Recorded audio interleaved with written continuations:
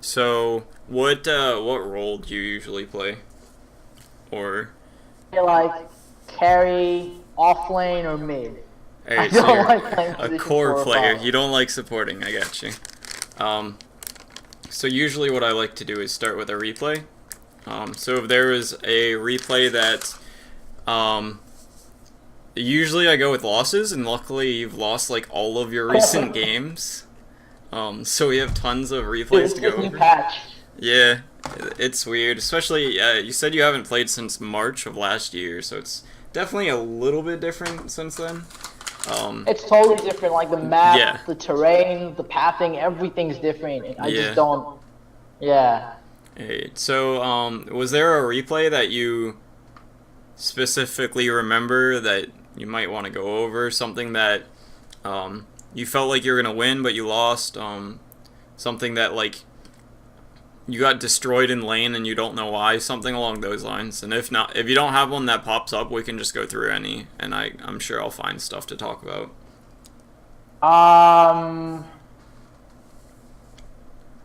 I feel like it was like sort of most of the games were kind of opposites. I thought I was winning, but then I lost. That's fine. Maybe the anti-mage game. Sure.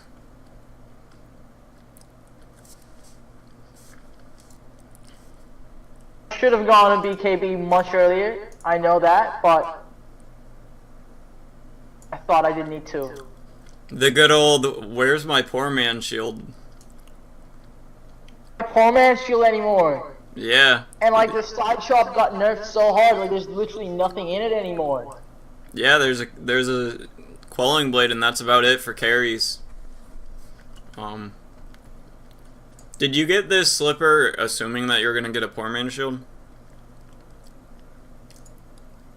No, not really. I think I just bought it. Because by this time I had already figured out that poor man's shield wasn't in, but it was just a habit of mine to buy stout shield and slippers on anti-mage from way I got back. So I just did it and just went to lane, and then I realized again, it was like shit. Yeah. So I don't think that's good, and kind of sounds like you also don't think it's good. Branches, but Well, there's what you can do. Usually is you want to get a stout shield and then regen, and then get a quelling blade at the side shop, because that's the only item that you like can get from the side shop. So it's kind of like you don't want to start the game with it if it's the only thing you can really buy. As a carry, you can get a stick, a boots, and a quelling blade, and that's like most of what you can get at the side from shop, the aside side from shop like, now. huh? What was Like, that? what you mean? What I can get from the side shop? Yeah, and then you can like upgrade your treads, but that's like at like 5 or 6 minutes. Yeah. So you usually want to avoid getting anything that you can get from the side shop at the start of the game. So you don't have a quelling blade, which is good. The slippers just kind of like don't do anything though. Like getting the there's no poor man's shield anymore. Yeah. I was watching Miracle gameplay with PA. He got like 2 stout shields. I think that, yeah, I saw that too, but I don't think that's what he does like standard. I think it was just like a very specific, like I don't think he does that every single game. Extra profit and like tons of treants and all that Yeah. stuff. That makes sense, but Yeah, like yeah. against like an ogre offlane or whatever, it's not gonna do anything. So I would have skipped the slippers. Maybe you got like another set of tangos. I think you can afford that. And then got a quelling blade. So this is something I have to point out with every single student, is you need to be using your quick buy. You have a minute and a half before the game starts that you can fill this up, and it can have up to like 8 components. And like what you should have there on this hero is like treads, battle fury, and then like, or how would you put it? I can like- stack up like 3 different items over there. Yeah. If you press control No, and no. shift, then you can add you can add more on top of what you have. Oh, and then if I just press I think F3 or something, it'll just buy them in order. Yeah. And then I can just keep buying my stuff. Yep. Oh man, I did not know that. Yeah. I thought you could only put one item over there. Yeah, you can put it has 8 slots, so like treads would take up 3 slots because it's the boots, the gloves, and then the belt. So you can have like treads, and then you can have your Battle Fury, because Battle Fury is Ring of Health, Void Stone, Demon Edge, and Quelling Blade. And then you can have like tangos at the end of that, and that'd make up 8. So if you're getting like hard harassed in this lane, you'll be able to buy regen without having to open the side shop and go for it, which oftentimes can make you not even do it, or if you do it, it takes 5 seconds and you miss the last hit, or things like that. That has happened to me a lot. Like I spend a lot of time trying to like buy stuff when I need to buy them instead of like just sorting it out like that at the beginning. Yeah. That's why I recommend this. Like this and Wand, I need to make a video of and put it up on my channel to just have my students watch it, because that's the most common. Those are the 2 most common things I talk about, like when to get Wand and when not to get it. Because now it's like Wand's like almost a regen item, because 1.5 health regen is a bunch, because it gets amplified by, right here it shows that you get 15% more health regen. So a Wand would be giving you almost 2 health regen, and it's only like 400 gold. So how are you checking that amplification thing? you just go over your stats right here, and then under your strength stat, like right here, Yeah. it shows 440 health and 15.7% health regen. Do you see that? Yeah, so if I get the wand, Yeah. it increases by percentage because of my strength. Yeah. So they made the switch. How the system used to be when you played before was you would get flat health regen from strength, and then you would have flat health regen from like Ring of Regen and Ring of Health. And the only thing that was outside of that was Heart of Trask, which was like percent max health. But now everything is a flat health regen, like it has been. But strength provides you with a bonus to that instead of giving you a tiny bit more. Yeah. And then they also did that with Okay. mana, where they got rid of percents. Yeah. So Yeah. Void Stone gives 1 mana regen, and Urn gives 1 mana regen. And it used to be Urn gave 1 mana regen, and Void Stone gave 100% mana regen. And then So all in of that that. sense, did Voidstone get nerfed? Or like, Um, is it like something that scales down in the late game instead? It's I think what it was is it made flat percents better, and all of the math is kind of simpler now.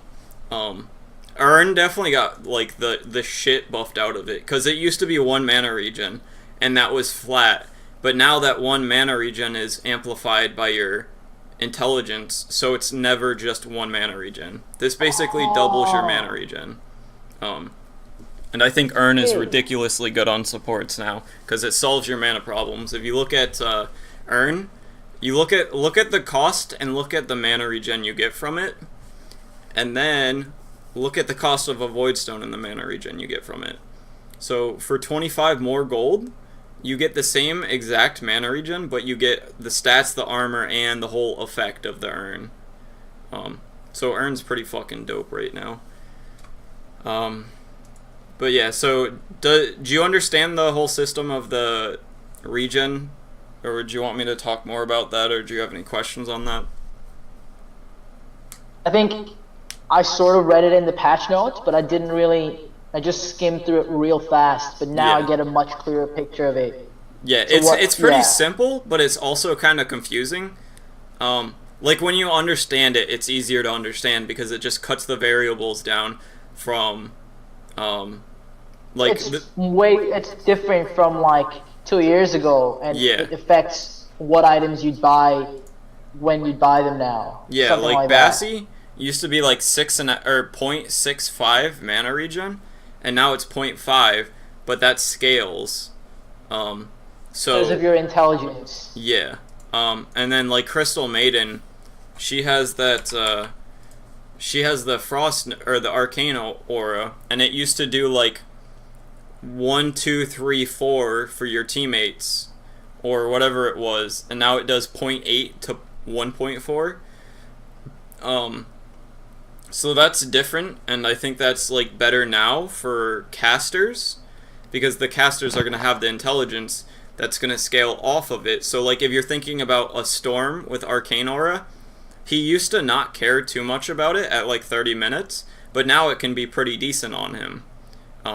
Because his intelligence will amplify it further than what it would have been in the previous patches. Does that make sense? Okay, yeah, nice. Yeah, and then the converse of that is, though, for heroes like Troll Warlord, he has like the lowest intelligence gain in the game. So the Crystal Maiden's aura is not going to do nearly as much on him because he has to have more than 200% or 100% bonus mana regen, which is mana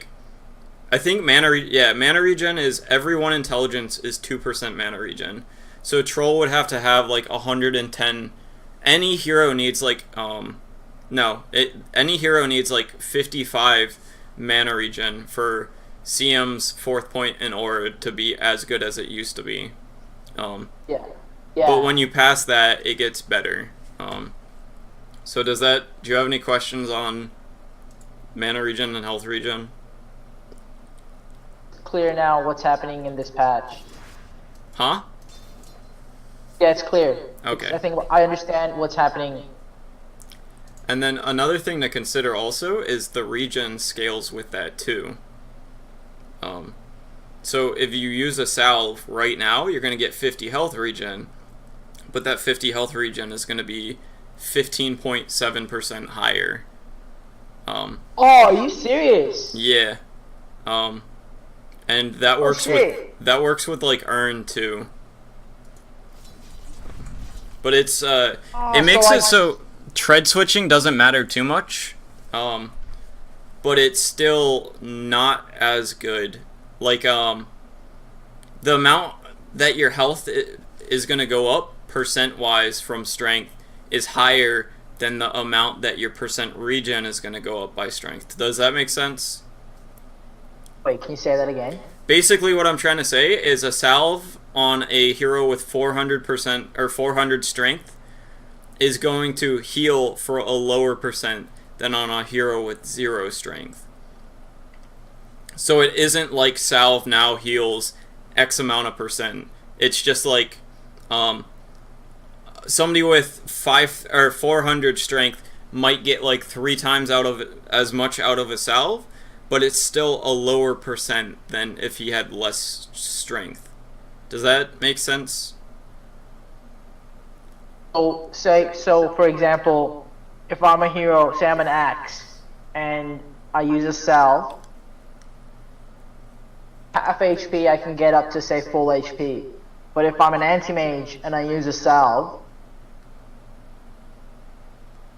half HP I won't get to full HP. Is that it or? It's the opposite of that, where strength increases your health more than it increases your health regen percent. Okay. So you might get twice as much out of salve by having X amount of strength, but you'll have like 5 times the health when you get to that point. So you'll heal twice as much, but your percent that you heal from it goes down as the strength goes up.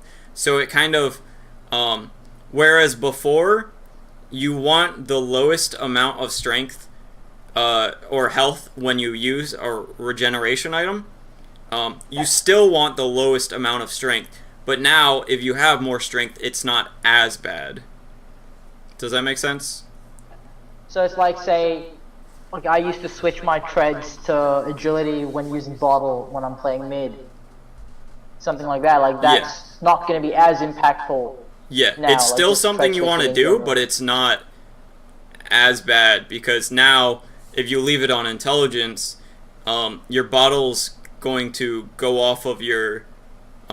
It's going to be so yeah. Let's use that as an example. You're using bottle. And health and mana are like the same thing right now. So if one thing applies to health, it applies to mana. So intelligence increases your mana regen, strength increases your health regen, strength increases your health, intelligence increases your mana. So bottle does both of those.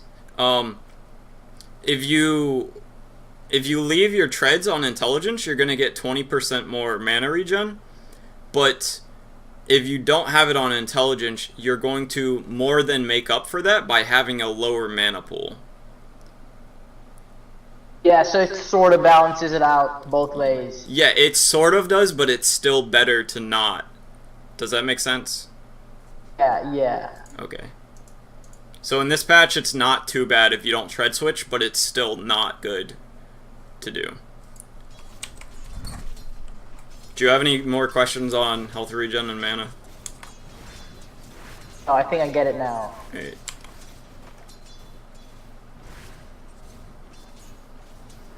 Information that I could have played like 20 games, I would not have thought about even once.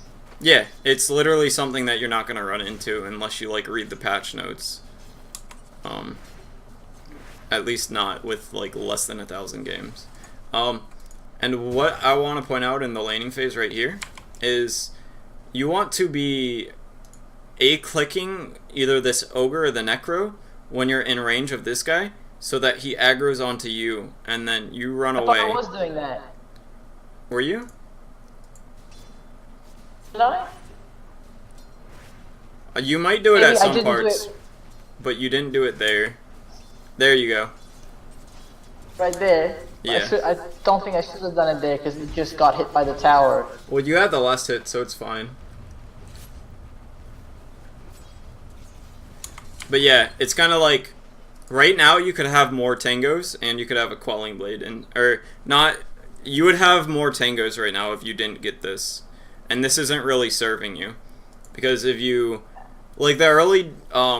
I get your point of wanting the early damage and attack speed and armor, but if you compare it gold for gold to a quelling blade, you get so little. Like if Slippers of Agility was scaled up to the same cost as quelling blade, you'd get like 4 or 5 damage. Whereas this gives you 24 damage, so it's like not even comparable for last hitting. 24 damage on creeps, Quelling Blade. Yeah. They switched it from a percent to a flat amount. Yeah, I thought it was still percentage, so I was just trying to get like I was in a different mindset there. Yeah. Even still, it would have been better to have the quelling blade, even the last patch. Well, shit. That's actually something I didn't know. When you upgrade it to Battle Fury, it keeps the old, where you get a percent damage increase. Yeah, 60% now. Yeah. But yeah, so it's Quelling Blade early is better than it used to be, but it falls off. But with this guy, you're gonna be making it into a Battle Fury, so it doesn't matter.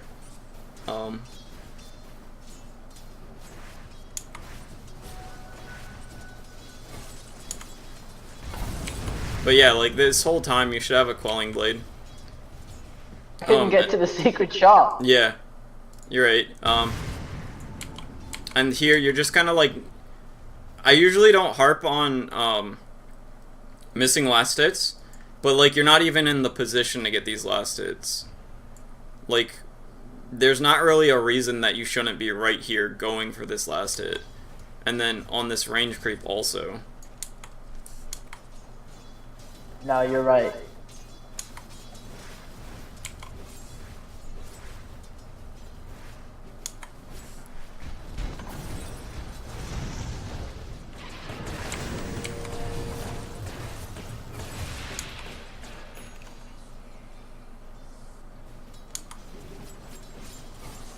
Also, they changed denies so that you get 25. Yeah, I read that one. Do you know that one? Yeah, I think like you get 25% of the experience of the creep that you deny. Yeah, and the enemy also gets 25% of it. So in a lane that's, Oh, if you're last hitting all of the creeps, like getting every last hit and every deny, and this Necro's just kind of like sitting there watching you do it, you're gonna get 125% of the experience out of the lane, and he's only gonna get 25. So you're getting 5 times the amount of experience if you're denying everything that he is. in the last patch, it was I think 70% that Yeah. like, the Necro would get from a deny. It was 70% that he would get and 30% that you would get. So you got 5% less, but he gets like 45% less.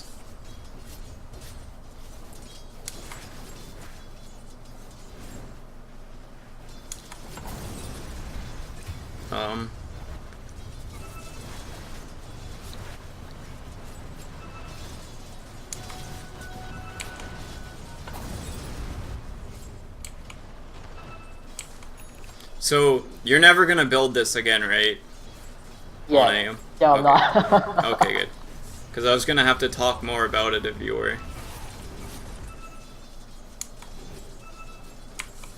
I don't mind you flying out your tread or your boots and your quelling blade.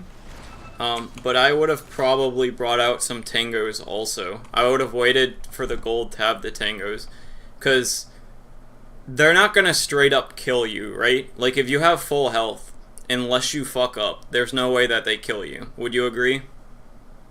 Yeah. So the way that they want this lane to go is they're gonna poke you and poke you and poke you until you're at an amount of health, like 300, 400, that they can kill you. And they can still do that. If they harass you hard enough right now, you're gonna have to like sit back and wait for your ring of health to heal you up. So if you got the tangos, it would be 150 gold, but there isn't anything that they can do to stop you from farming this lane anymore. Yeah. I think that's my impatience. I was just like, need it now. Yeah. Well, that's also something that if you put it in your quick buy, you would be a lot more likely to have got it. And then also with the tangos is if they play passively and you get max health, you can do shit like this a lot harder. Like It's like, sorry, go on. you can use your tangos as aggression, because if you're at max health, you don't with this guy in the lane, you kind of want to be at like 95% health regen, because this is like, this doesn't do anything if you're at max health. The ring of health, but you can take trades knowing that they don't also have a ring of health, and then you can push them out of the lane. And tangos, you can do the same exact thing but better. And like, yeah, this is kind of like, wouldn't you really like to have tangos right now? Yeah. You wouldn't care about anything they're doing. It's like that's something I never got in the habit of doing, like buying tangos to leave the base at the start. Yeah. It's something that got popular not too long ago, like 6 months ago, where people started valuing regen more. And right now, clarities are ridiculously broken. They do 3.2 mana regen for 50 seconds, which is about 150 mana, 160, but that's amplified by your intelligence now. So it used to give, these used to give, I think, 190 mana over the full duration, but now you can get like so much more than that because it scales with you. So right now you'd be getting 5 mana regen, a little bit more than, yeah, around 5 mana regen from a clarity. So if you're playing core a lot, that's something that you definitely need to know, because you can just fly out a clarity when you're bringing out another item instead of Like, how many times in a game do you have to go back to base just because you don't have any mana? It does happen. Yeah, it's like 2 or 3 times a game, maybe, depending on the game and the hero. Or you could spend 50 gold and farm the whole time. So clarity is definitely something that you want to realize, that you can fly out and not have to go back to base. It's not something that's came up in this game so far, but it's something that you probably need to know. Happened to me in other games. Yeah.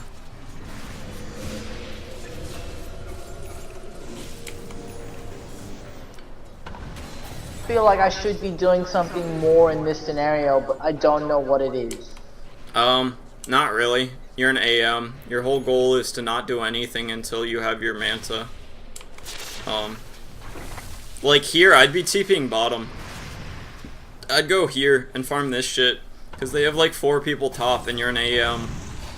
I feel like if I did that though, I'd get like flamed by the entire Yeah, so team. what? They're fucking stupid.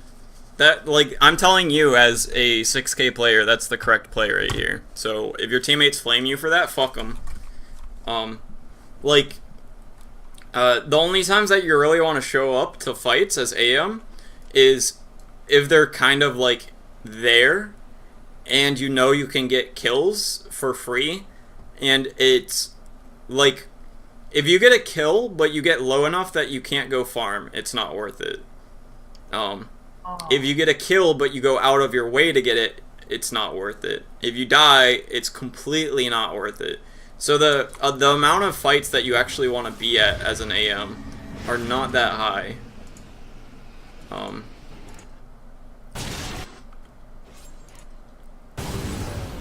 Like, one sec. It's... That's the bug, isn't it? 11 minutes, yeah.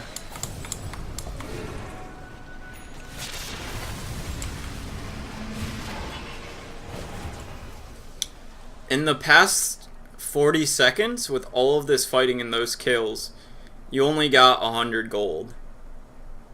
Which is 2 last hits in 40 seconds from the fight going well. Whereas you could have been down here, they probably would have got these kills anyways. You would have been getting these last hits, and then you would have pushed the wave to the tower, and then gotten tower damage, and then forced these guys to come bottom when they respawn, and then you can like go somewhere else, and then they can't like keep 5-manning or whatever, and they defend the tower, and then they're like, alright, I'm a CM like right here, and my Luna's mid, and my DP's top, and then it's like, do you see how that's like a really awkward situation that you put them in if you just go bottom and push? Yeah, yeah. Because the CM like doesn't want, the CM's not going to do anything in this area that's productive, like, or the ogre, like the Necro kind of can, but it's still like, it limits their options and it forces their hand to deal with something that they probably don't want to deal with, and you're getting farm, and the fight's going to go well without you. And you'd have more I think farm. I've always had that mentality where it's like, oh, team fight, I gotta fight or else. Yeah, I understand. I used to have that too. It's just kind of like, you need to think about what your job is, and then when you fully understand that, like, your job is to get your Battle Fury and split push until you're strong enough to fight, which is usually... I was a Slark in that fight, then Huh? I should have stayed in that. If I was a Slark in that situation, I should have taken the team fight, or I should have stayed Yeah, for the maybe. team fight. If you have your Shadow Blade there, then yeah, you definitely want to take that fight. Because that's, like, you're a Slark and you do that. But you're an AM, and all you are is a auto attack that also slightly burns mana. And then, like, you're not an AM until you have a... the Battle Fury makes you a lot stronger, but the strength that the Battle Fury provides is you can split push, and you can jungle, and you can do things like make the CM go bottom because you pushed this lane, and then you split up their forces, and then they can't kill you because you're too quick, so you just move around and keep doing that all over. And they react to the situation that you left, like these creeps at their tower, and by the time they're there, you're already like farming this shit or whatever. And you just keep doing that until you have your Manta, and then like you see the Rubik lift somebody, you blink Manta and you kill somebody, and then you can push off of that. So you until you have your Battle Fury, your goal is to get your Battle Fury. When you have your Battle Fury, your goal is to like split push, split them up, stay safe, get your farm, and then get your Manta. And then if you have your Manta at a good time, you can start fighting there. But if it's a bad time, then you still want to keep split pushing and like go from there. Does that all make sense? Yeah. Yeah.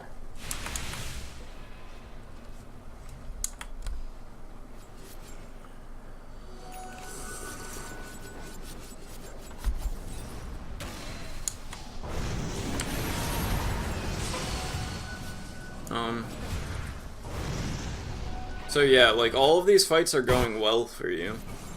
You have 1,000 gold from the start of this, so you get a good amount of gold here. But it's still like, because you're not bottom, your Clockwork goes bottom. And wouldn't you rather your Clockwork be doing this because he's much stronger than you and a lot more likely to... Like, if he dies, it doesn't matter. If he gets kills, that's great. If he gets low, that doesn't matter. Whereas you, the only time that it's, like, good is if you get kills. And if it's anything else, then it does matter and it's horrible. Does that make sense? In terms of Battle Fury timing, am I really off right now? Battle Fury timing, it depends on if you get treads or not, but it's around 12 to 14 minutes. Without treads, I think, and then it's around 15 minutes with treads, I think, something around there. I don't know. I don't play this guy too often.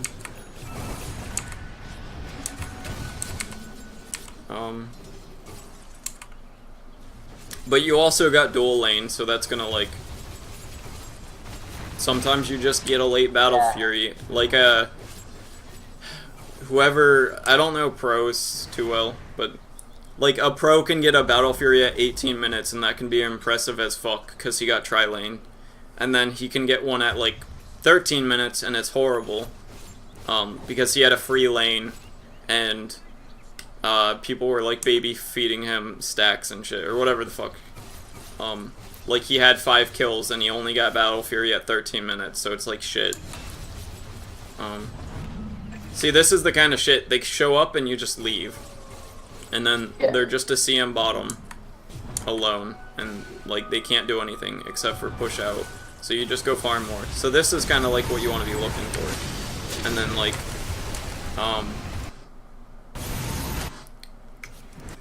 let's see.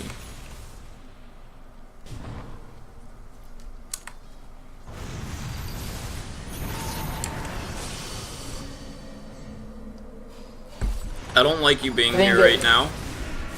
Your job is not to save this Rubik at all. You don't have any tools to do that, and you're very... Like, if you die for the Rubik, that's horrible. So you don't have the tools to save him, and if you use your body to save him, and you die instead, it's, like, horrendously bad. Like, right here might be a decent time to show up. Does this make sense? Yeah, yeah. Like, if you came into the fight, like, if you were jungling here and then showed up, like, now, it might be good.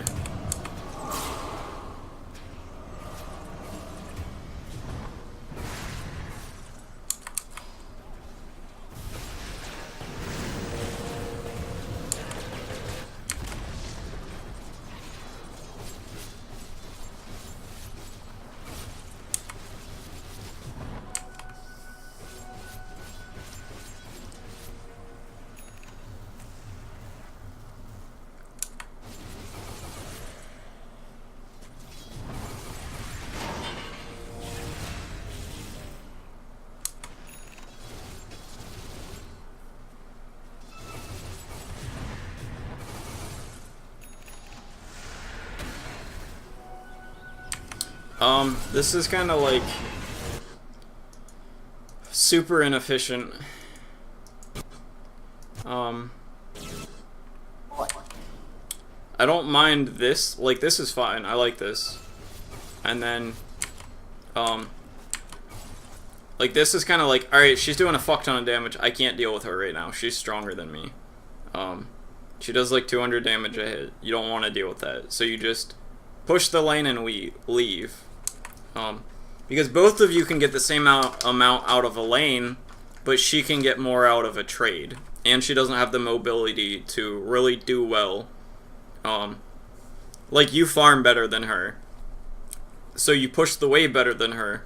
But she's stronger, so she wins the trade better than her. So just don't let her do what she's better at. And it's fine that you, like, did this, but you need to recognize that she's a lot stronger than you, which you do. And you peace out. Was that the second time that I tried to trade with her? I don't know. It might be. I don't think it was, though. But, like, here, yeah, I would be running up. I'd take the Ancients, and then I'd go Shrine, and then I'd, like, take these 2 camps over here, and then, like, wait for it to respawn, and then I'd do it again. Like, this is just you trying to show up when you don't have your Manta. Like, if you wait for, like, 1,500 more gold, you're, like, 2 or 3 times as strong.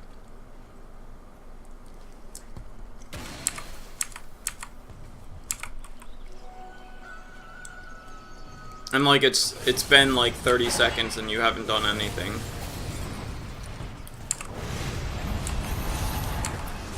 See, like, it's not that you're doing bad that you're not accomplishing anything, it's that you're showing up when you don't have the items that you need to show up with. Yeah.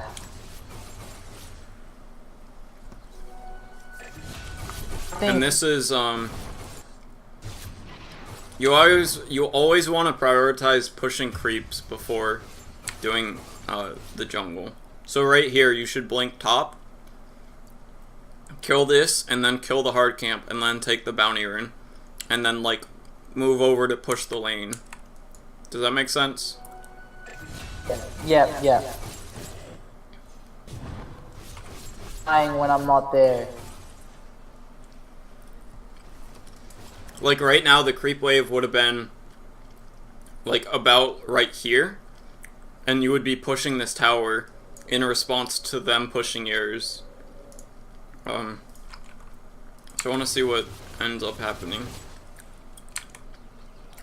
Yeah, so you would have been at the tower, like, 5 seconds ago.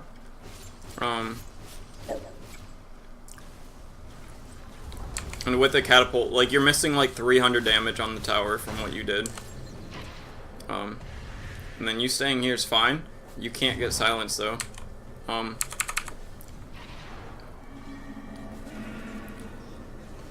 So yeah, that simple, like, pattern that you did here made it so that this has, like, 300 more health than it should. Does that make sense? Yeah. It's I just, guess it all adds up at the end. yeah. And you should definitely be TPing out here. Like, TP to the shrine and just jungle this. Like, blink back in over there, cut the creep wave. Yeah, that's what I was trying to do.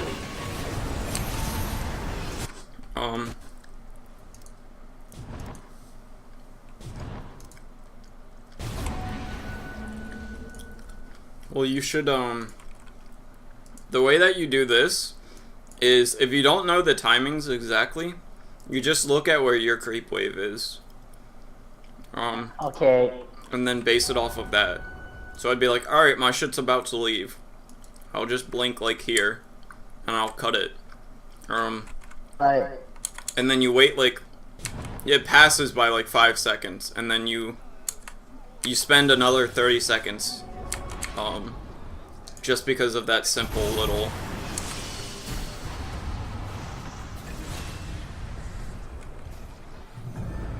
Wait, how the fuck did you die? Die?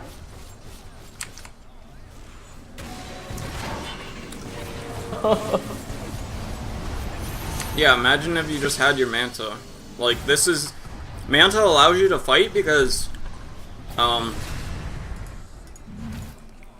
her silence or her root kind of just fucks you over. But on top of that, if you have Manta, you're mana breaking 3 times, the mana. And then you can ult, so you do, like, so much more damage with Manta. And you're more survivable. And you like taking the fight when you have your Manta, but you don't have it completed is like... That just kind of hurts me inside.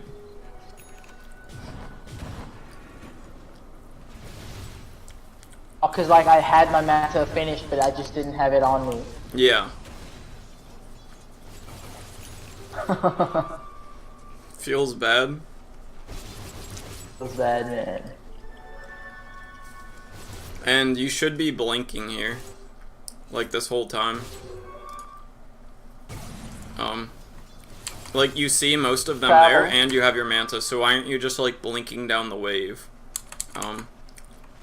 And that would mean, like, you could have done this wave, and then you could have killed this, and then showed up. Like, you want to stay kind of with your creep wave. So you could have also taken this, like, right after you killed these guys. Because these creeps would have been, like, back here when you took that. Does that make sense? Yeah, yeah. So, like, you blink forward, you're, like, here.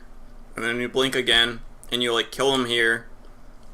And then they're dead right now, and then you blink up here. And then you blink over here, and you kill this. And then you blink over here, and your creep wave's, like, here. And then you kill this one. And then you, like, take this. And, like, your creep wave would have been, like, at their tower right now. You would have had this killed, and you would have had 3 more camps by now. Would you agree with that? I totally agree. I just never thought of it like that. Yeah.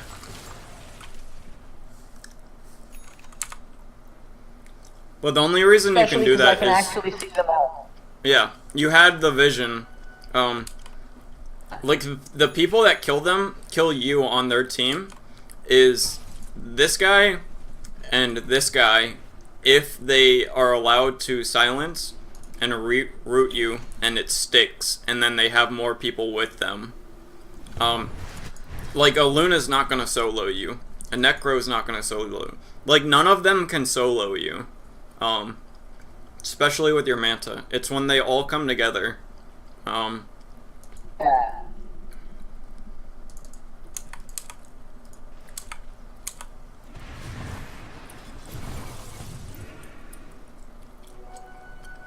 And you even have the blink cooldown. So it's kind of like... You got it, but you're not using it at all. Like, why are you walking everywhere? I have no idea, man. I'm not trying to flame this. It's just kind of like... I want you to realize... That's good, though, 'cause yeah. In a negative way, I feel like it's constructive criticism, especially if it's coming from someone who's not in the game with me. Yeah. Like, you winning or losing this game has no impact on me. It's just kind of like... Yeah. So far, you've had a few... Your death was, like, avoidable, if I remember it right. And, like, you could have been pushing a lot more. You probably could have had, like, 3,000 or 4,000 more gold right now. And more tower damage. Like, this tower would have been down probably if you played more fluently. Because you would have had your Yasha, or if you had your Yasha, you would have had your Manta, and you would have had the lanes pushed better, so you would have got there sooner. Like, the 300 damage on this tower that was missing was from only this simple mistake, independent of the rest of the game. But I'm sure there were, like, other mistakes that the creeps would have been a little bit farther so that you could get a little bit more damage on it, or you could have pushed sooner, like 5 minutes ago, and sent a catapult to it or something like that. So all these little mistakes add up, especially on a hero like this. Yeah, yeah. Well, I think that's going to be good for this replay. I think the critical mistakes have already been made. So do you have any final questions on this replay? And I don't like your AC, and I don't like how you have 7,000 gold, and you have slippers in your inventory. Lol.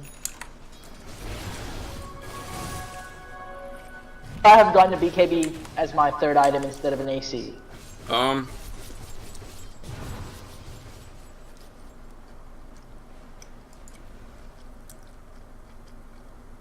Let me think.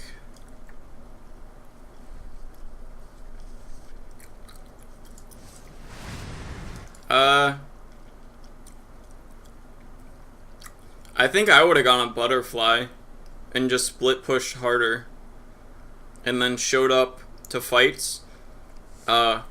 Maybe go Treads, Battle Fury, Manta, Butterfly, and then BKB, but don't show up till fights until you have the BKB. Because they don't really have... Like, you're slippery in a way that their team doesn't deal with. So your Butterfly just allows you to farm faster and push faster. And then, like, if they try and base race at all, unless it's a Luna on your racks, you guys are going to win it just because you have the Butterfly. As opposed to... Like, AC kind of does the same thing, just, like, not as well.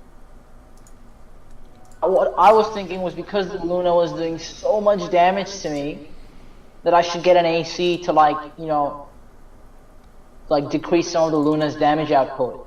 But it didn't work out because her damage was still practically the same on me. Yeah, it's just, like, the evasion's a lot better. And then you also get around 7 armor from Butterfly, from the agility. And then the attack speed and the damage and all of that's really good. And then you also have the movement speed from it if you use the active. Yeah.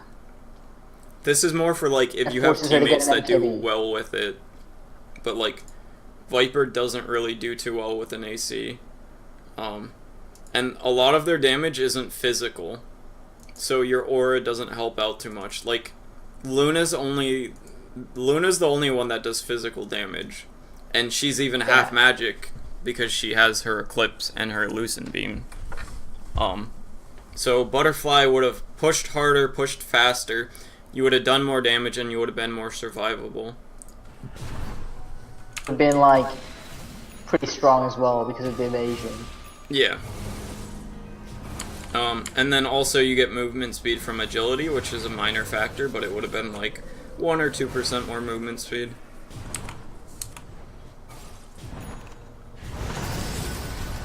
But yeah, I think that's good for this replay. Can you give me like 1 second? I'll just be back real quick. Give me a replay that you want to go over first so I can start looking at it while you're gone.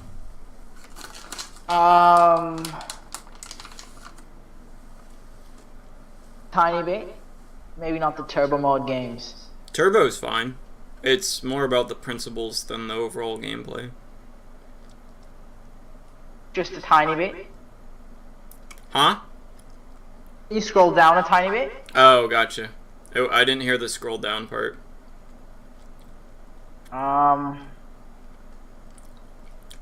Maybe the Queen of Pain game. Sure. I'm like interested in finding out, like, because these are some of the games that I thought I was winning,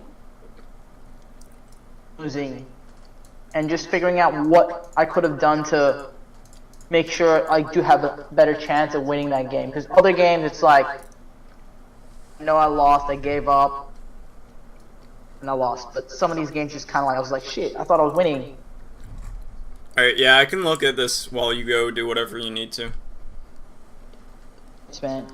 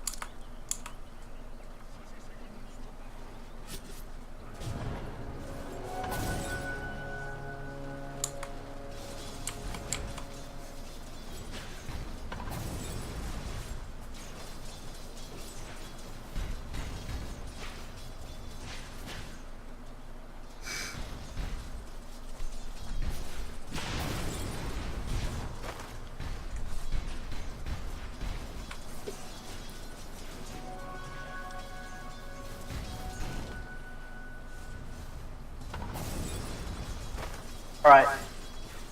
Alright. So the first thing that I want to point out is your build is horrible. Like the 3 branches don't do that much. Like, I thought you were going mid with this build.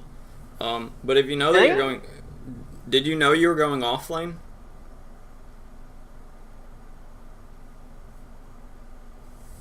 But I got this build. I thought this was the offlane build. What? No, this is like...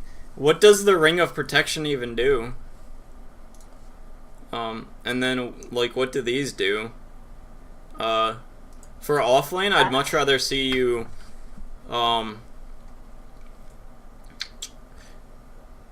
The 2 branches might not be bad, but I don't like the 3rd. Because you can use these 2 to make a wand. And the little bit of health regen on Queen of Pain is pretty good. Especially if you're offlane.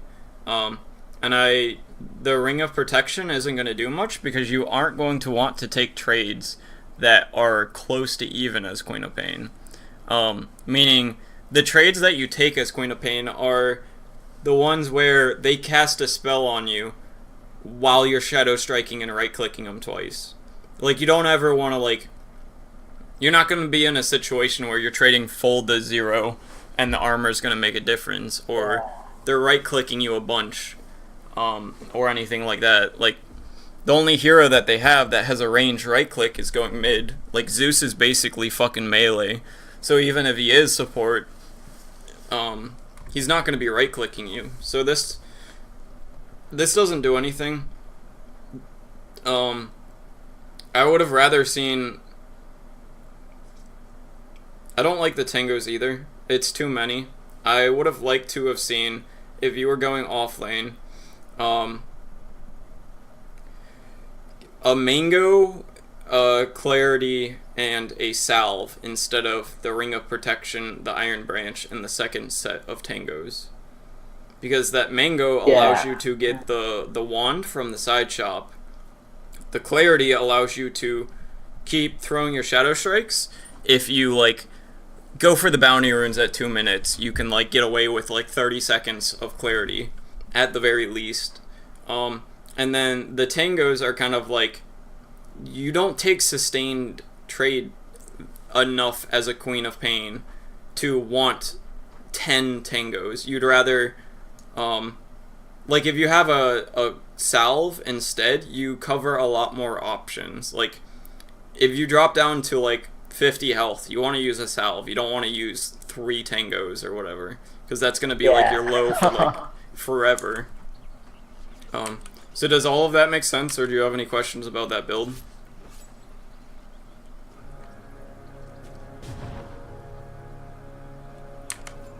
I see what you're saying. Yeah.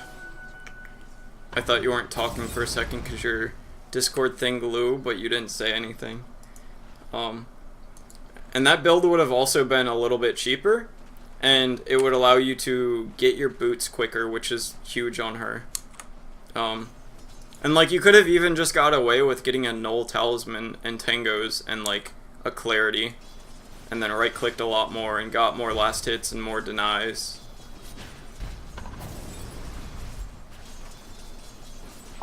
Can you do that? Can you get, like, a full Null Talisman, a set of Tangos now, because they're like 150 gold now? Yeah. You can get... Where is it? Okay, so you can get... I think you can get a Null and Tangos. I'm pretty sure. Yeah, because you can get 3 branches with a Null. I think? I don't know. I don't fucking play mid. I'm pretty sure you can. I think you start with 650 gold. So you would have had like 35 left over. Because I play Roam a lot, and my basic build is usually boots, Tangos, and a Clarity. So you might have to drop the Clarity to get the Null Talisman, but...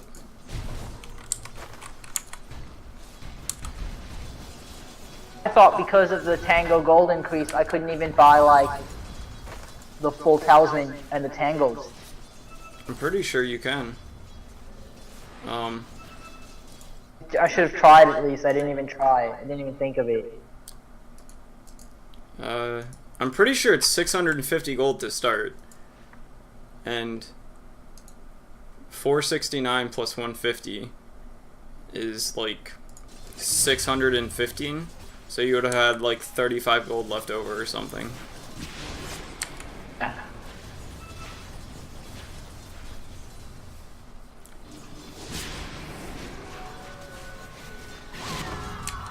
I don't like using this for trading too much. It's more of a kill ability. Like maybe if you can get 2 last hits and hit somebody while you use it, but the damage from your Shadow Strike is just so much better, and it leaves a slow, so it lets you trade better. And it doesn't push the wave as much, or like at all.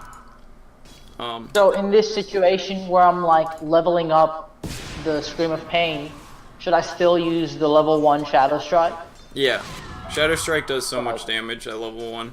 I think it does like 200 damage. Whereas your Scream only does 150, costs 10 more mana, and it pushes the wave.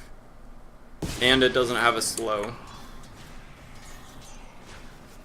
So like maybe if you're gonna get a kill off of this, it would have been fine. Or definitely if you would have got a kill off of it. But you weren't gonna get a kill off of that with or without your Scream. Yeah. So I just kind of like wasted my mana, and he can just tango it up. Yeah. Or it's not even that like it's a waste of mana, it's just you could have used that mana so much more efficiently if you used it on a Shadow Strike instead. Like right now you'd have enough mana for like 2.5 more Shadow Strikes, but you only have enough for like 1.5 more. Yeah.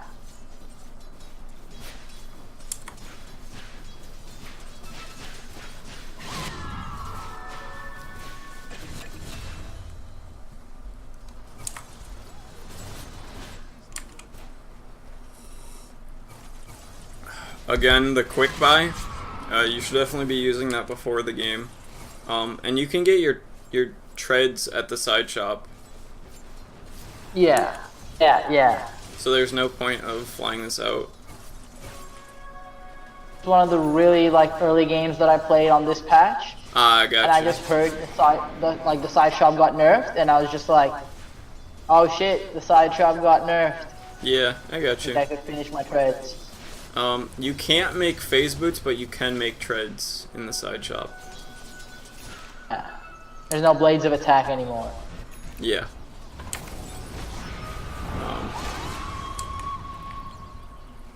I like that. Right now, I would be thinking I don't have a lot of mana, so I kind of want to trade a lot of my health for a lot of their health, like Shadow Strike them, and then trade a good amount of your health for theirs, and then go Shrine up. That's one thing I'm not used to at all, is like using the shrine. Yeah.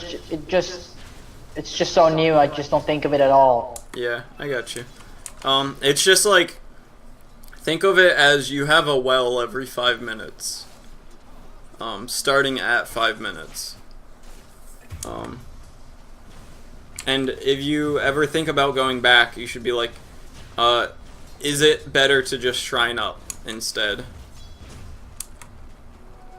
Yeah.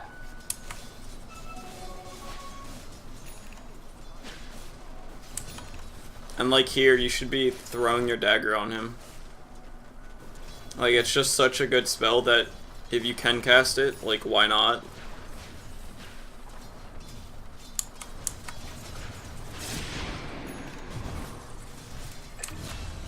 And also, looking at their lineup, what'd you think of when you see their lineup? Stun from Sven. Anti-Mage needs an Orchid to silence him. Orchid Zeus needs an Orchid. The thing that I'm thinking of is they have a fuck ton more late game than we do. Like, all of their heroes are just much better in the later game. Like, Spectre's like the best late game carry in the game. Invoker needs a bunch of levels. Zeus also likes later games because he has a health percent nuke.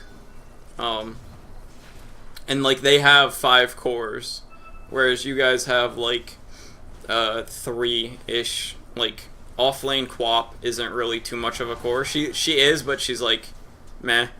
And then Bounty Hunter and Ogre are just like also meh. So not only do they have 5 heroes that like late game, but they also have 5 heroes that are cores. Like, none of the guys on your team really like Quap doesn't like going past 45 minutes in games, because she falls off. And so does Ogre, and I don't know too much about Tiny right now. Elsie's fine with later games though, because she gets built up damage. So you have like 2 heroes that want late game, and the rest of them don't. Whereas they have 5 heroes that want late game.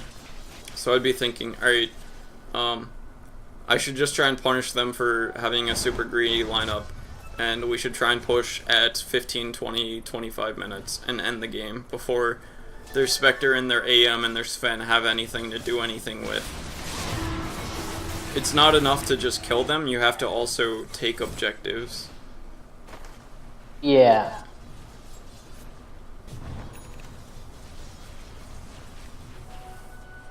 Trapped in that mindset that, oh, I want to build like the good items and then push. Yeah. It just kind of like, oh, you I have to push think that. about, if you can skip your items, but they can't skip their items, then you want to do that. Like, what is a Spectre? Let's say you and Spectre both have 10,000 gold, as opposed to both of you have 4,000 gold. You're gonna do much more relatively at the 4,000 gold mark than at the 10,000 gold mark. Would you agree? As a Queen of Pain. Yeah. Queen of Pain relative to a Spectre. Like, a Spectre pre-Radiance doesn't really do anything, right? Yeah, I see what you're saying. But a Queen of Pain with just treads and whatever can do stuff just by having a level advantage. Like, a level 25 Spectre with, like, treads isn't gonna do anything. Yeah. A Queen of Pain, I still have all my nukes.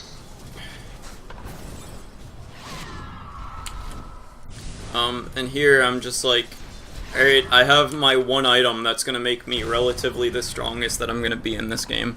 I definitely want to take towers and get pickoffs and shit like that, which you do. Hopefully you guys stay and take this tower.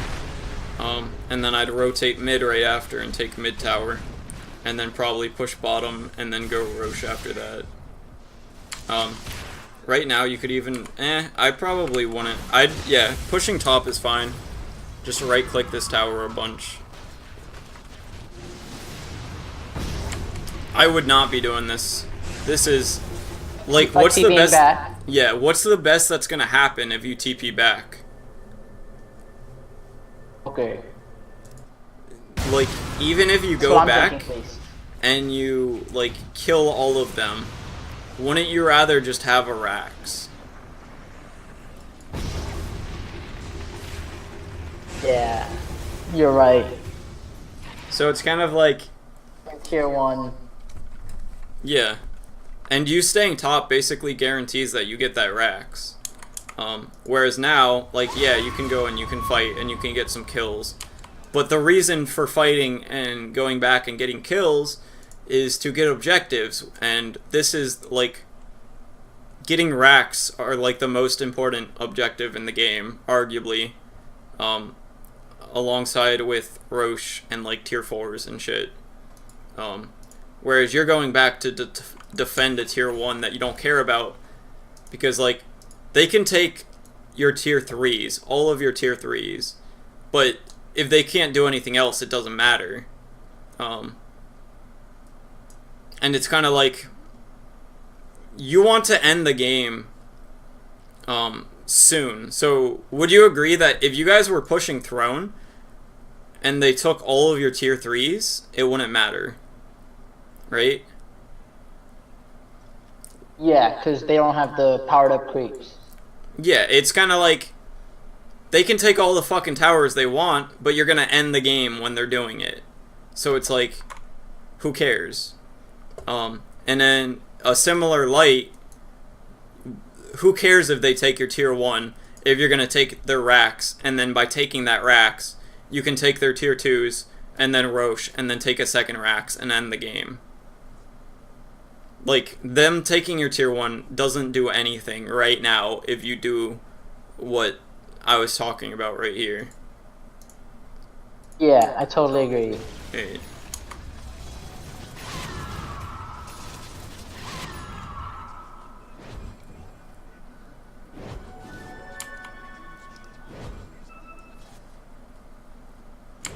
Like here, you could have just shrined and went back bottom. And this is like such an important time to be out and doing things. Because this is like, the laning phase is over, you guys have what you need to do things, and they're like, they don't. Like this guy has Battle Fury and Brown Boots, he's nothing. This guy has Power Treads and Vanguard, he's nothing. This guy is kind of stuff, he's decent. The Zeus has a Yules. The Invoker doesn't have Ags. So you see how when this guy gets Manta and Treads, when this guy gets Radiance, when this guy gets Blink, when this guy gets Ags plus whatever item, the game is going to be much, much scarier, right? Yeah. Like, they're going to get like 3 times stronger when they get all the things that I pointed out. Whereas if you get like Shivas, and this guy gets like Ags, or whatever the fuck, and this guy gets his Greaves, and this guy gets his Force Staff, and this guy gets his Singing Yasha, you guys aren't gonna be, you're gonna be like 30% stronger, whereas they're gonna be like 3 times stronger. Does that make sense? Yeah. So, you guys getting the Roche is fine here. I would have definitely wanted, I guess this vision's like decent, but I would have much rather had it here. Whereabouts did you just mention? Huh? Where would you rather have the ward? I would have rather had it like right here. Because this like gives you vision that they're here. Or it gives you the information that they're here, but it doesn't give you precise information when you take the fight. Like, it gives you the macro vision, but it doesn't give you the micro vision, I guess. So you can't like blink uphill and Orchid somebody immediately or something, because you don't know where all of them are. Yeah. But that's on the support, that's not on you.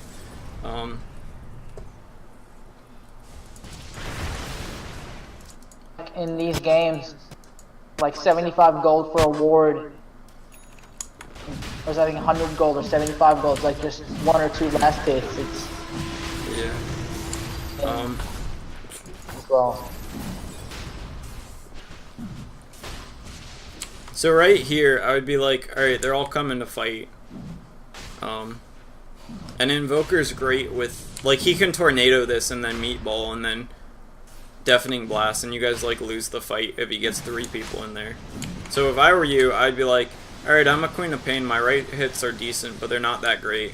So I'd want to posture up and, like, get vision. Because right now, it's just an Invoker, and you know that from the vision that you have. So what's, like, stopping you from going up here and, like, fucking with the Invoker 1v1? Like, you're stronger than him right now. You have 3 levels on him, and he doesn't have any items. So, like, right now, you could be right here, Orchiding him, and then, like, trying to kill him. And instead, you let him, like, combo all of you guys, and then his whole team shows up, and then you go in. Yeah.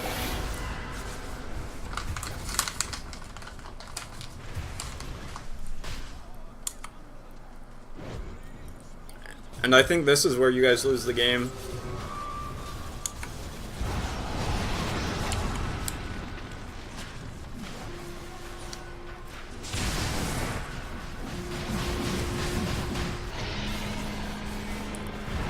You actually end up getting the Roche.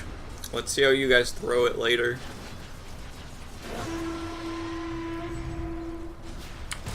Here, I would take this tower and then push top. Like, Oh. I would do one we don't of... have creeps top. Well, you can, The tier 3 share backdoor. So when these creeps get to like right here, these are gonna lose backdoor protection. So what you can do is you can push your mid creeps to the tower and then go get the racks.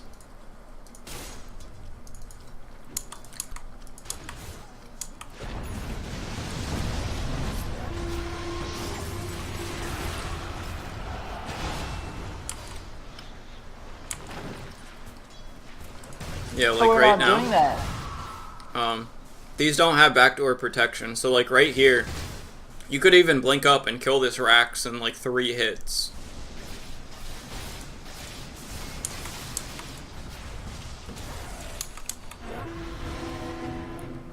And they have 2 people dead, and you guys are just backing. Well, like what?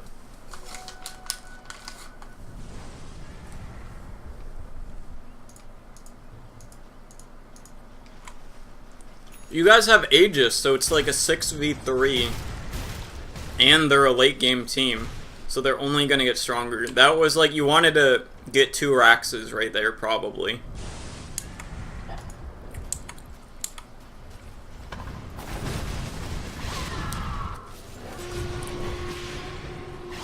Looking at the replay and seeing this, it is, but it's like, it's so clear. But when I was playing the game, this didn't even cross my mind that we should take the top racks or 2 of them are dead. It was just like, oh, we have to back. I don't know why. And Yeah. I'm pretty sure if I said this on mic, if I was like, hey guys, look, there's the top that's like no tower, let's just take it, everybody would have like been happy to go. But I didn't say it, and Well, it's also, you only have like 20 or 30 games played since you came back, right? this was like, I think, the 4th or 5th. Yeah, like you just, these are all the games you've played since you've came back, right? This is the 4th game that you've played. So it's just like, there's so many other things that you're probably considering when you're playing, so you can't make the correct decisions. So it's kind of like an experience, but it's also like, me pointing this out is going to help you get the experience faster, if that makes sense. Yeah.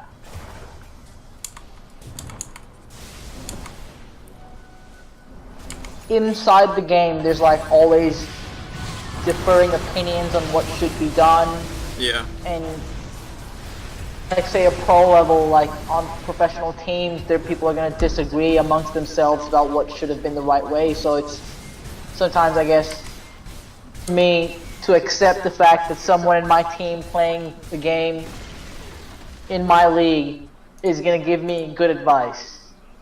Because even if someone tells me that, hey, you should do this, instantly I'll just be like, no, he's wrong, I'm right. Well, this But I was have just kind of one. like, this was just the correct play. Taking this tower and then going top and killing this shit. Like, your Tiny had an Aegis, and he does a ton of damage to these.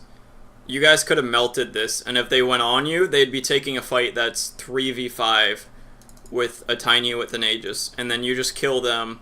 You kill 1 or 2 of them, and then you go here, and 10 seconds into that, the AM and Invoker respawn, but they already have 2 people that are dead because they took a stupid fight here, and then you can keep taking this one. And if they Yeah. don't take that stupid fight, you still have a Tiny with an Aegis, and they're down a Rax. And I'm sure that at this level they would have taken the stupid 3v5 fight because they wanted to defend this shit. And they might have got your Tiny Aegis, but they would have had 2 people die from it. And then you just take this, and then there's still 2 people dead, so you could have maybe taken this too. Or you could have backed off, taken the shrines, get some aggressive wards up, maybe ward in their base, and then wait for the second Aegis, and then end the game with that. Yeah, no, I totally agree with what you're saying. Like, you saying it, I don't know, I feel like it instantly has. Then if, as I said, like if someone in my team told me the same thing when I was playing. Yeah, I understand.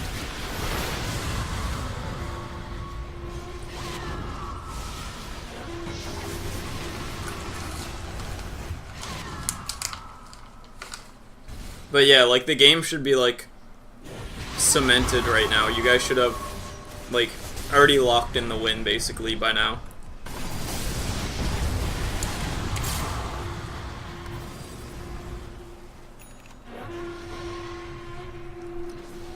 Don't understand why we keep backing off.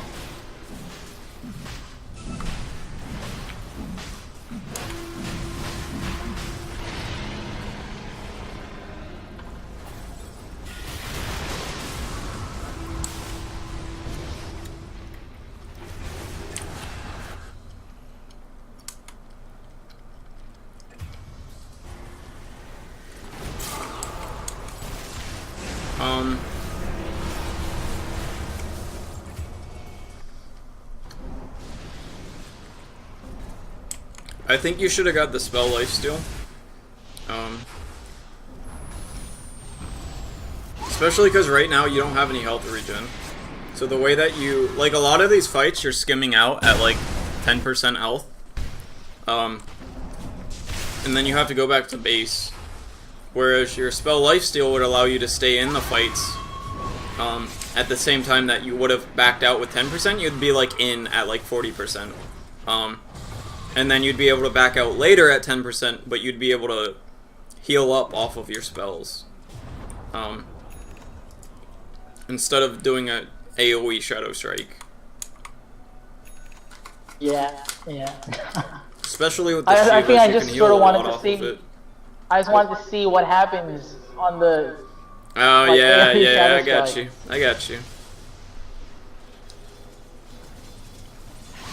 I've seen the spell lifesteal, but I was like, holy shit, AoE Shadow Yeah. Strike.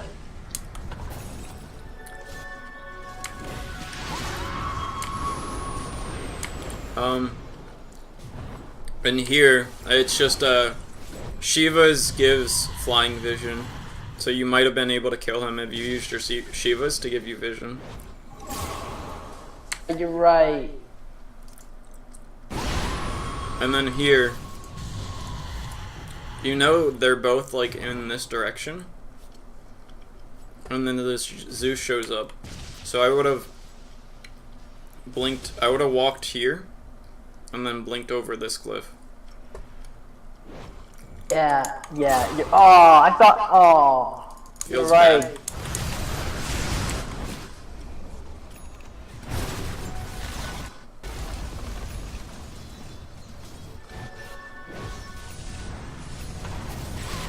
Do you have any questions about this replay? I think this one's pretty much spent too. I totally understand. Tipping point. Okay. Was there another one you wanted to go over, or?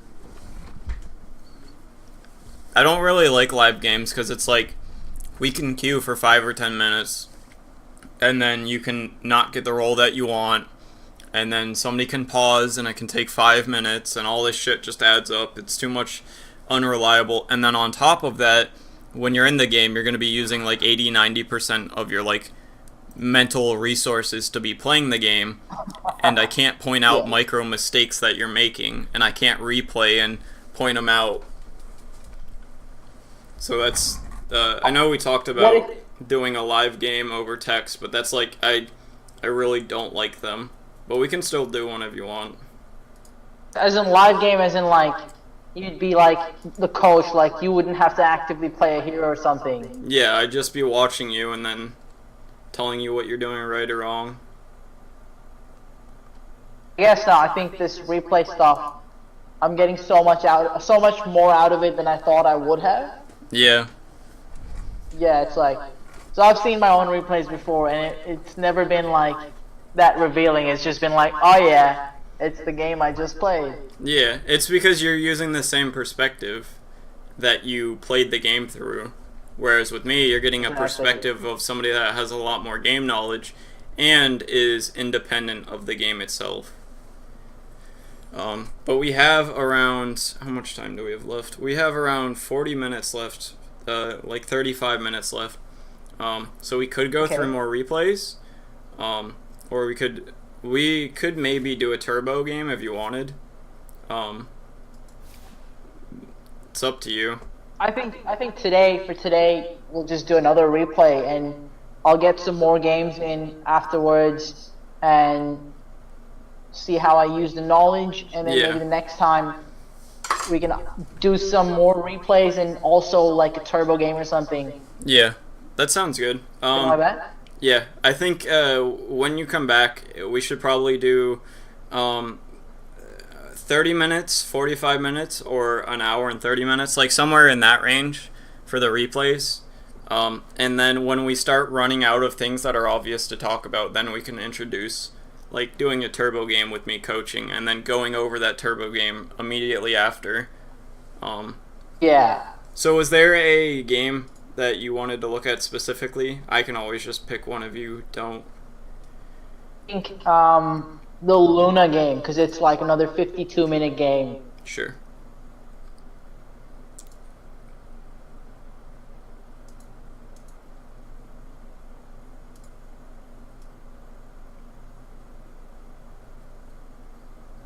I don't like the drums because Mask of Madness just allows you to farm so much faster and it's around the same cost.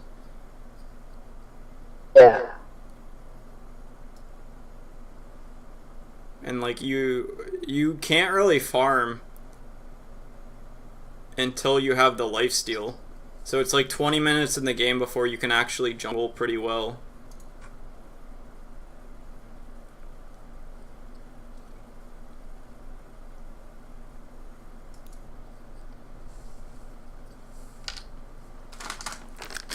It's like I think I watch like say Sing Sing streaming and stuff, Yeah. making unorthodox builds, and I think to myself in these games like, oh, like right now I should build drums because I want to fight early. But then what ends up happening is like I just die or I don't get enough farm or I make the wrong choice. Well, it's kind of like the thing with Sing Sing and like higher level players is that they have a lot more experience with heroes and with builds and the current meta, and they have like you probably understand like 20% of what they understand at this point, if not less. So Really less. yeah, like Luna's the way that Luna works is how do I want to put it? Oftentimes you just want to get your lifesteal and you want to jungle because you can jungle really fast with your Moonglaves and your treads, and you're just like fine with that.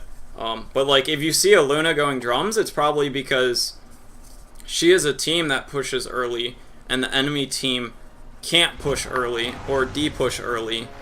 And on top of that, like they have much better late game.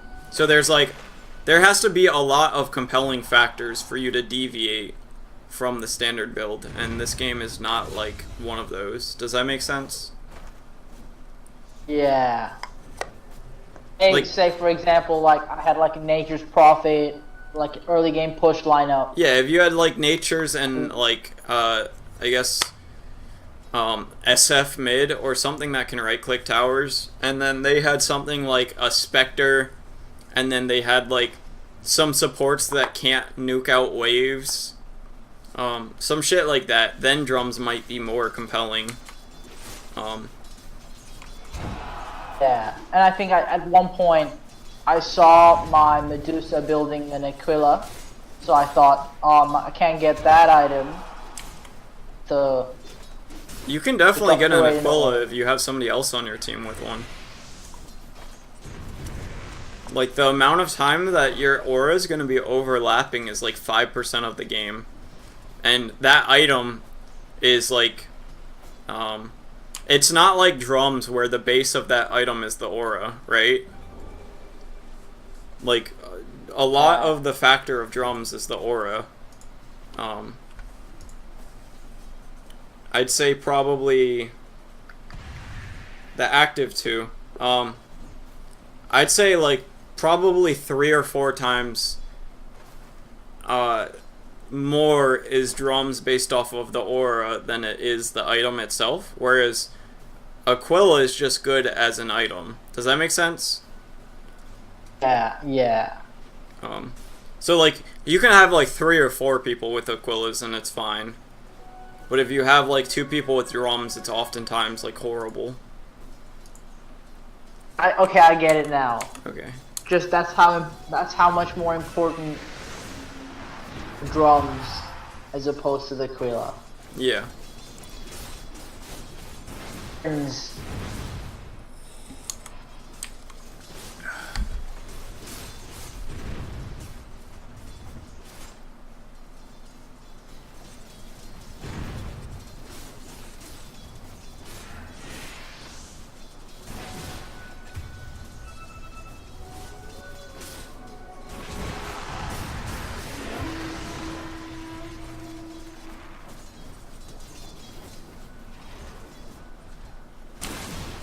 Do you have a quick buy button? that buys the stuff on my side list. Yeah. Cause you could have got but- your treads there. Or if I just pressed quick buy inside the side shop. Yeah. And I think you have to be like, I think like right here is the activation range. And you ran like, if you weren't in there, you were like right here. So you were like, at the very least, like very, very close to it. So you could have got it. And you got the fucking slipper again, dude. It's fine on her though, cause you want to get Aquila.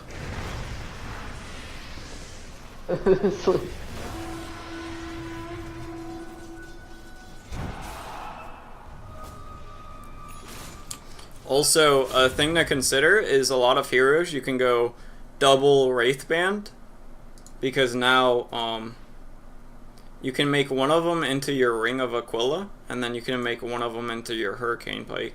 So if for some reason you feel like, yeah, they got rid of the recipe and they made a Wraithband instead. So if for whatever reason you think that another Wraithband is going to be very helpful in the lane, you can go for that.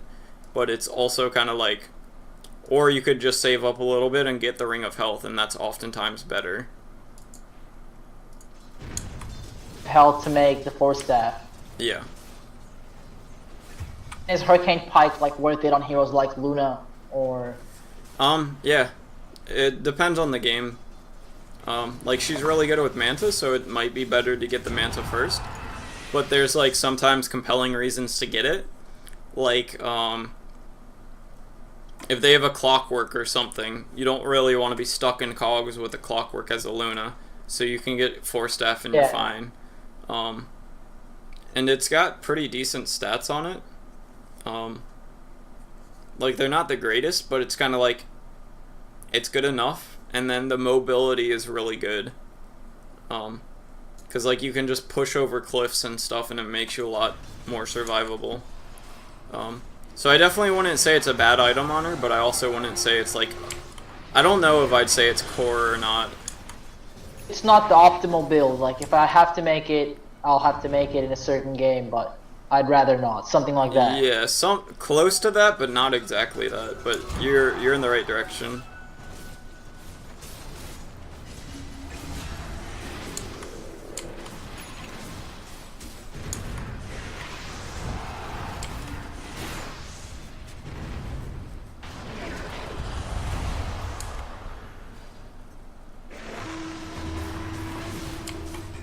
Feels bad.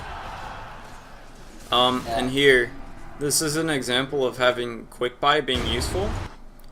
If you used your quick buy, you could have bought out and saved yourself 110 gold there. So like if you're going drums, you could have finished your bracer and got the Windlace, and not lost any gold there. Like, you would be, if you didn't buy this TP, you would also have the gold for a Windlace in your inventory when you TP out.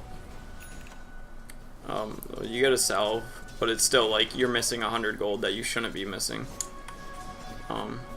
Yeah.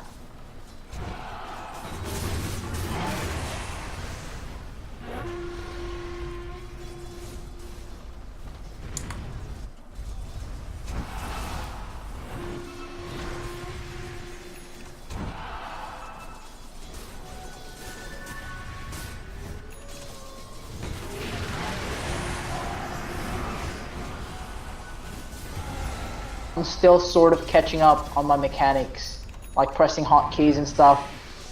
Not fully. Do you use quick cast on your items? Yeah. Is that not good? Well, the thing that I usually point out with that, it's what I do, but I also have one that isn't quick cast. Like, I have 2 through 5 that are quick cast, and then I have spacebar, and I usually put like a blink dagger there. And then I leave my 1 as regular cast because I keep that as my TP scroll. And I can double click 1, and that will immediately TP me back to the fountain. Whereas if I don't have that, and people go on me, then I'm gonna like scramble, and then I'm gonna like click my ancient instead of the well, and I'll TP here instead of here, and it will take extra time. So like if they have a Huskar or whatever, and he gets like 5 burning spears on me, and I land here, I can like die here. But if I landed in my well, I would have lived. So that's definitely. And then also it's another one of those where like. Before how I was talking about having tangos in your quick buy as the AM, it's more of like you see it as an option because it's already laid out for you. Whereas you might not be as off, or you might be a lot less likely to buy the tangos if they're not like laid out right here. In the same way, I might be a lot less likely to TP home if I have to move my mouse from whatever I'm doing to the corner of my screen and then click and TP instead of just double clicking 1. I have my TP and my blink usually set to double tap. I'll have that on double tap as well. But Blink everything dagger? else that I need to Why'd you have You mean I don't know, you I have feel like with Go ahead. blink on normal cast so that I can see the range. My blink thing to quick cast. I have it on quick cast. But I see it as like if I have it on quick cast and I have it on space and how my hand is laid, my thumb just rests on the space bar. So let's say I'm a Crystal Maiden and they have a Huskar on the team, and I walk around here and then I see the Huskar right here, or like he's walking up here or some shit, and I can immediately just do this and hit spacebar and I'm fine. Whereas if I have to double click it, it's not as quick or fluid, I guess. It takes like probably a third of a second longer to do it, and that can be enough time for him to get an auto attack off. And it's, if I think about using Blink Dagger, it's hitting the hotkey and then clicking it as opposed to just clicking it. Yeah, that's the reason why I switched to quick cast in the first place, because I started to notice that time delay in terms of the 2 clicks, like clicking the skill or item. Just never made the switch. Well, I mean, this is like probably the best time for you to switch up your hotkeys, because you're only going to have more experience, which is only going to more ingrain you in the habits that you have.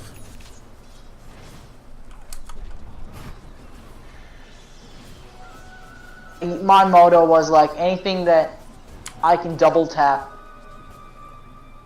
normal cast, like Force Staff or whatever, Blink Dagger, but anything I can, like Orchids and stuff, quick cast. Yeah, the Force Staff is weird, because like sometimes I'd really like to be able to double cast it, but other times I really want to single cast it. So I have it as, if I'm holding Alt, I usually use 4 as my Force Staff. If I'm holding Alt and then I double click it, it self-casts it. But I also have it on quick cast. How do you do that? There's a hotkey right here. I think this is it. Or option. And then what happens? What you mean? When you enable that option, stuff like Alt 4 is quick cast. or something like that? Well, it's enabling that allows me to. I don't want to disable it because I don't know what it's gonna do. I don't want to fuck up my hotkeys, but I think it allows you to more specifically tailor this. But this basically is if I'm holding Alt, then pressing 4 is just like you pressing 4. Or if I hold Alt and then I double click 4, it's gonna cast the thing on myself. The same as if I'm not holding Alt and I double click 1, it's gonna cast it on myself. But it also allows me to have it still set on quick cast. So if I want to quick cast, I can, and if I want to self cast, I can. I'm not really in the habit of doing it though, so. Do you have any questions about this? No, I'll try it out myself and see if I can figure out something like that. Hey. And we can always do that for another lesson.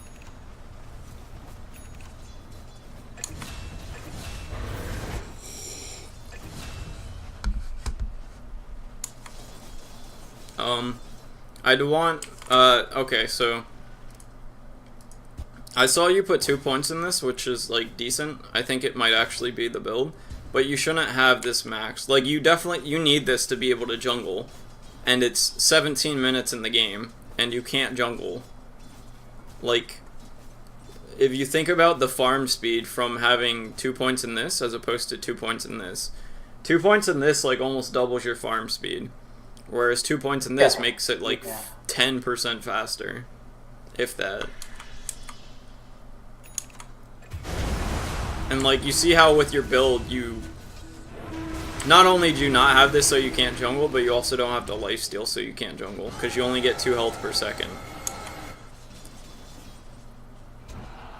So that's why people like Mask of Madness on Luna. Like you can go Brown Boots, Morbid Mask, and then Treads, and then Mask of Madness, and that's a pretty decent build. But you definitely want to start getting points in this sooner than you are, because when you have points in this, depending on the lane, like if the lane's going well, you can push out these guys, and then like send your creeps to their tower, and then the offlaner deals with that while you take this, and then his next creeps push up to here, you kill them, and then you run over and kill these. And you just like increase your farm speed and reduce your risk, because he's always going to be committed to being right here. And the creeps are always pushed here. So if anyone crosses here, you're going to get vision of it from your creeps. And if he's not right here, it's pretty obvious that he's doing something else if your creeps are attacking his tower. And then you're increasing your farm speed because you're getting this camp in addition to all of these creeps, and then this camp in addition to all of these creeps. And then you're also kind of getting some tower damage in sometimes. And all that is having a Morbid Mask and having glaives and the lane going well. Like, you probably couldn't have done that this game because the lane didn't go well, but in a lot, I'd probably say like 30, 40, 50% of games you can do that.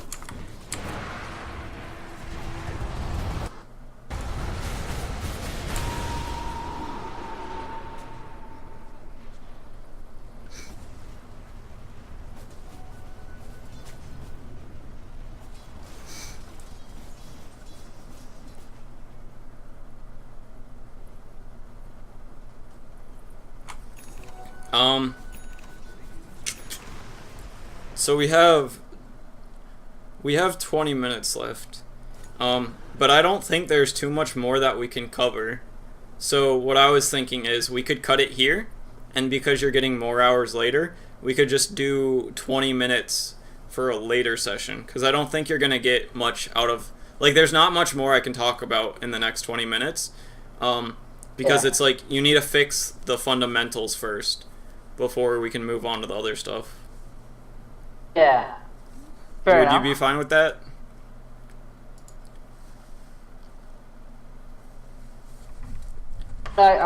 In terms of, say, scheduling or like